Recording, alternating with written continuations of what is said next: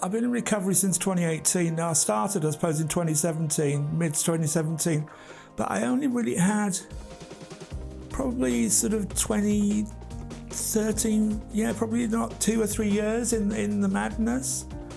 But it's enough, I was waiting, when it was at the end, it was sit in the chair and I'll wait for the undertaker while I have a drink. That was roughly 2017. So a couple of years in the proper madness where I didn't do anything else but apart from live and obsess over alcohol on my own in squalor in London. I worked in mental health for many years, had some really good jobs, and then I branched out into sort of like nursing, elderly geriatrics, sort of dementia. And it was so hard, and they were fairly rubbish jobs, I have to say. And I think already my self-esteem was getting a bit of a battering, and I didn't walk away, I didn't ask for help. Do you know what I thought? I'm a grown man, I'll have a drink. That was it. That was my Dutch courage to get me on the bus for a 7.5-hour shift. That's how it began.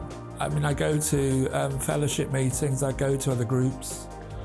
I thought, when I was in treatment, I thought, no, I'll never go, I can't. What's the, when I remember being in detox, they came and they were at my end of my bed, these guys from AA, and I thought, at the end, when Robert said, are you going to go to a meeting? I said, I don't owe them anything, but I do. I couldn't live without it, seriously.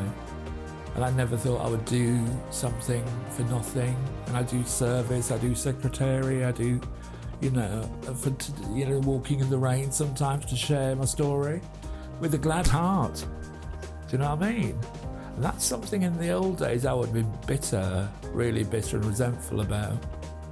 I have contact with people every day that are in recovery.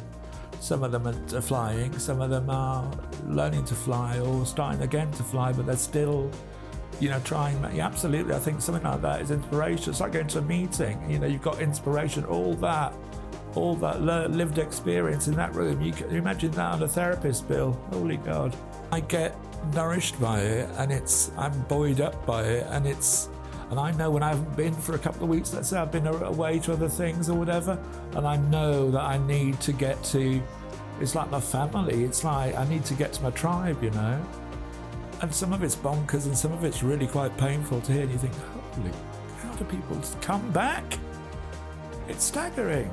Don't give up, go somewhere and talk, shout loud what you need, what your problem is, what you need help with. Because the minute you start shutting down and no, not bothering, then you shut the door, the isolation, all the old habits, it's dangerous.